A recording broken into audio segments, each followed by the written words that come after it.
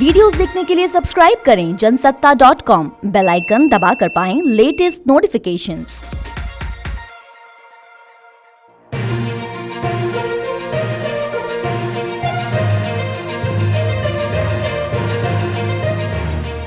देश में कोरोना संक्रमण खतरनाक तरीके से बढ़ रहा है। इस साल लगातार 7वें दिन 50,000 से ज़्यादा कोरोना के केस आए हैं।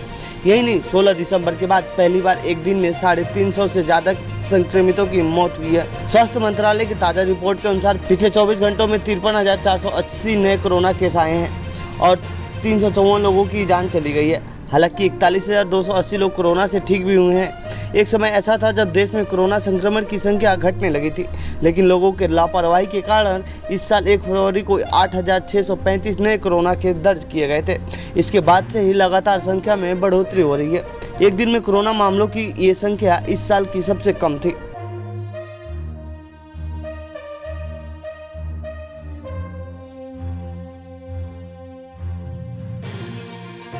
देश में हर दिन सबसे ज़्यादा कोरोना संक्रमण के मामले महाराष्ट्र से आ रहे हैं और सबसे ज़्यादा मौत भी वहीं हो रही है।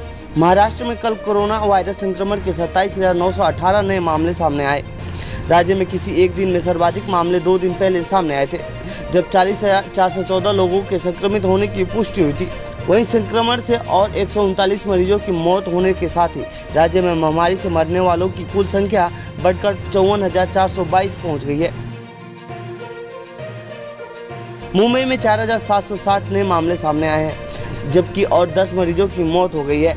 महाराष्ट्र में कुल 23,820 मरीजों को अस्पताल से छुट्टी दे दी गई है। इस तरह कोरोना से ठीक होने वाले की संख्या राज्य में बढ़कर 23,77,127 हो गई है। महाराष्ट्र में अभी 3,40,542 एक्टिव मरीज हैं, जिनका इलाज जारी है। तो वहीं महाराष्ट्र के औरंगाबाद में लगे लॉकडाउन को अब हटा दिया गया है। सुनिए वहाँ के डीसी ने क्या कुछ कहा है।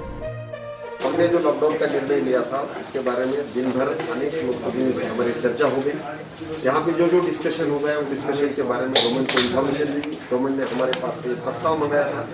ये प्रस्ताव में गवर्नमेंट ने सोच के उसमें कुछ सुधार के लिए मुझे बोला था, जैसे कि छोटे दुकान चलेंगे, भाजी वाला भाजी बेच सकता है, रिक्शा वाला रिक्शा चला सकता है, बांधकाम का मुझे बांधकाम कर सकता है। दुकान ओरिजिनल टाइमिंग से खुलेगी, सुबह खुलती शाम में 8 बजे तक चलेगी। तो ये 8 बजे के बाद में अपना कर्फ्यू का ऑर्डर, सुबह जब खुलती थी, समझो किसी के 8 बजे खुलती, किसी के 9 बजे खुलती, उसका ओरिजिनल टाइमिंग उसके साथ खुलेगी और 8 बजे को मिलेगी।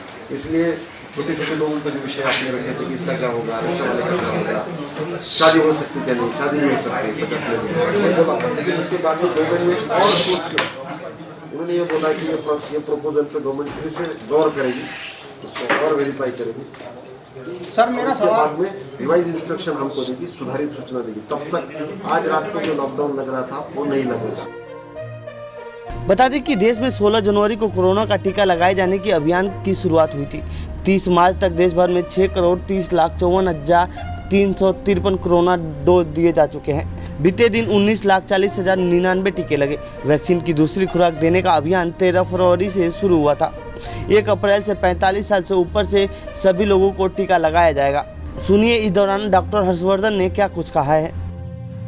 there was this moral responsibility of striking a balance between what we do for our own countrymen and what we do for the rest of the world. So under the leadership of our Prime Minister, this challenge also we could overcome, and we have struck a good quality balance between the needs of the world and the needs of Indians. And by prioritizing people in India, we have already, as I said earlier in the program, that we have already supplied vaccine almost 64 million doses to 84 countries of the whole world. So these were some of the challenges, but with a leadership of a dynamic leader like Prime Minister Narendra Modi, we could overcome all these challenges. And now on one hand we have successfully handled COVID with some of the best recovery rate in the whole world and the lowest